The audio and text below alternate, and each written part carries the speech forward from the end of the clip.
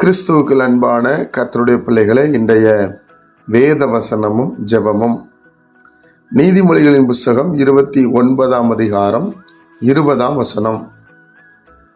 தன் வார்த்தைகளில் பதறுகிற மனுஷனை கண்டாயானால் அவனை நம்புவதை பார்க்கிலும் மூடனை நம்பலாம்.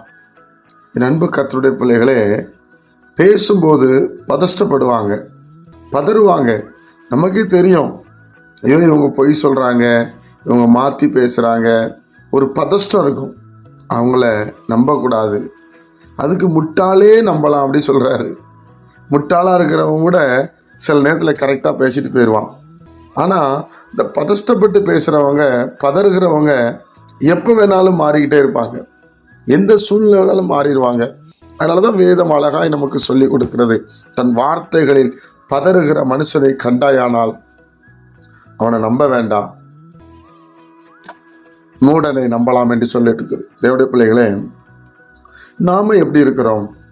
நம்ம வார்த்தையை கவனமா பேசுறோமா, இல்லை பதஷ்டப்படுறோமா? எப்போ பதஷ்டப்படுவோம்? பொய் சொல்லும் போது பதஷ்டப்படுவோம், மாற்றி பேசும்போது பதஷ்டப்படுவோம். அப்போ அந்த மாதிரி ஒரு சிச்சுவேஷன் நம்ம அனுமதிச்சுடக்கூடாது. முடிந்த அளவு நம்ம உண்மையை பேசணும், கரெக்டாக பேசணும். யார் என்ன நினைச்சாலும் பரவாயில்ல. தேவன் வானத்தில் இருக்கிறார், நாம் பூமியில் இருக்கிறோம். அவருடைய கண்கள் நம்மளை பார்த்து கொண்டே இருக்கிறது பிரியமானவர்களே. அதனால பயப்படாதீங்க, வார்த்தையில தடுமாறாதீங்க.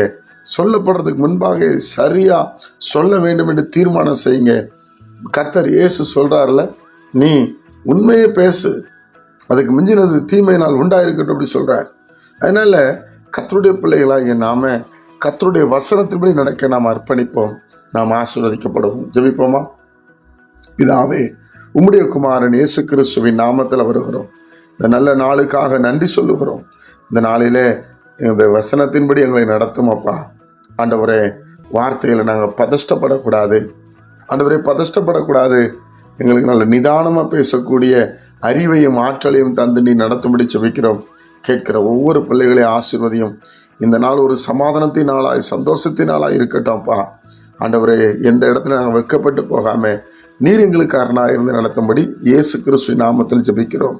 இயேசுவின் மூலம் ஜெபிக்கிறோம் நல்ல பிதாவே, ஆமென்.